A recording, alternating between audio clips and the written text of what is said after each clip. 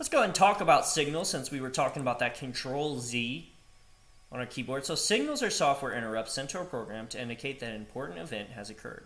The events can vary from user requests to illegal memory access errors. Some signals, such as the interrupt signal, indicate that a user has asked a program to do something that is not in the usual flow of control. Here we have a little graph of different signals we can send to the terminal.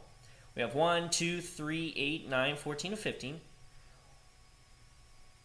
So 1 is a hang up signal, 2 is an interrupt signal, 3 is a quit signal, 8 is issued if an illegal mathematical operation is attempted, 9 is kill, okay, and this is I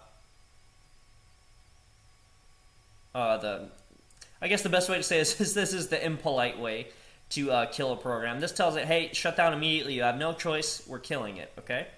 14 is an alarm signal, and it's used for timers. And 15 is a software termination signal, okay?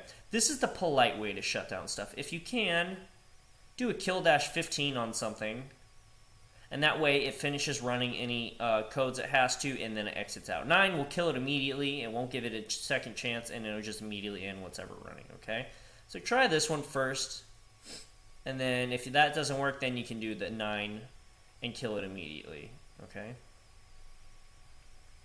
The Control Z we're doing was this guy here, which is a signal interrupt.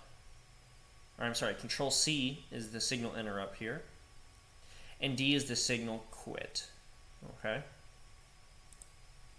So when you hit the Control C button or break key at your terminal during execution with shell program, normally the program is immediately terminated and your command prompt returns. This may not always be desirable. For instance, you may end up leaving a bunch of temporary files that you won't get cleaned up. So you can trap these signals in a quite easy way, and the trap command is following syntax. So you can do trap, the command, and then the signal you want to give it. Okay, so maybe you want to run a command, you don't want it to immediately end, you want it to clean up and finish whatever it's doing. So you can use the trap command to do that.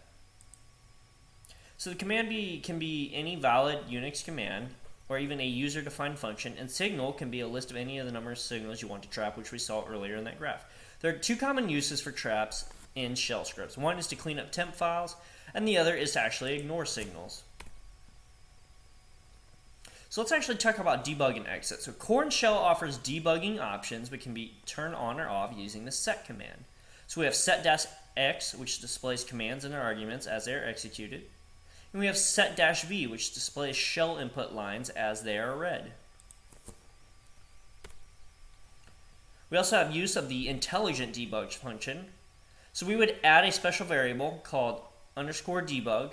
We would set _debug to on when you need to debug a script. Okay. So we see that here. We have _debug equals on. Okay, and you would actually set that in your script as you're writing it. This would be a parameter set up in it.